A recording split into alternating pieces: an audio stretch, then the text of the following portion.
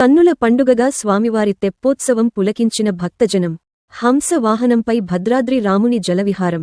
జనసంద్రంగా మారిన గోదావరి పరివాహక ప్రాంతం. కళ్ళు మెరు మెట్లు గొలిపే బాణాసంచా.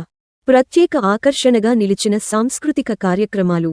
భద్రాచల సీతారామచంద్ర స్వామి దేవస్థానంలో వైకుంఠ ముక్కోటి ఏకాదశి అధ్యయనోత్సవాల్లో భాగంగా గురువారం స్వామివారికి తెప్పోత్సవాన్ని ఆలయ అర్చకులు శాస్త్రోక్తంగా మరియు సాంప్రదాయబద్ధంగా నిర్వహించారు. గోదావరి తీరంలో విద్యుత్ దీపాలతో అలంకరించిన వాహనంపై స్వామివారిని కొలువు తీర్చి వైభవోపేతంగా తంతు నిర్వహించారు. వేద పండితులు, అర్చకులు, వైదిక సిబ్బంది, జిల్లా కలెక్టర్ జతేష్ వి. పాటిల్ సమక్షంలో ఈ ఉత్సవాన్ని కన్నుల పండగ జరిపారు. భక్తుల రాకతో గోదావరి తీరం జనసంద్రమైంది. రామనామ స్మరణలతో గోదావరి ప్రాంతం మారుమోగింది.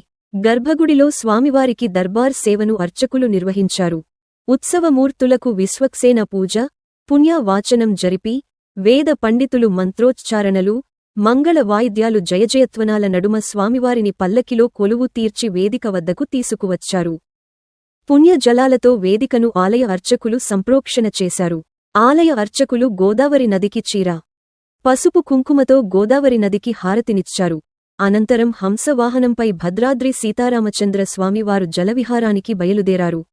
రామయ్య తండ్రి 5 సార్లు గోదావరిలో జలవిహారం చేశారు. ఆ సుందర కమనీయ దృశ్యాన్ని చూసి భక్తులు పరవశించిపోయారు. ఈ సందర్భంగా ఏర్పాటు చేసిన కళ్ళు మెరిమెట్లు కొలిపే బాణాసంచా భక్తులను ఆకట్టుకున్నాయి.